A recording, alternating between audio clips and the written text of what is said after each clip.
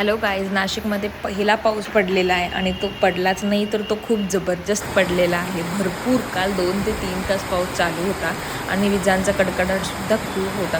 भरपूर जण पाऊस बाहेर जाऊन एन्जॉय करतात आणि आत्ता तर खूप जण पहिना वगैरे कुठे कुठे जातात फिरायला. पण मी बाहेर नाही जात पावसात, मला नाही आवडत बाहेर जायला. सो मी घरातच पाऊस जे आहे एन्जॉय करते आणि कालसुद्धा मी माझ्या गॅलरीमधूनच पाऊस एन्जॉय केलेला आहे. आणि विराजलासुद्धा खूप मजा येत होती कारण एवढा पाऊस त्याने पहिल्यांदाच बघितलेला होता.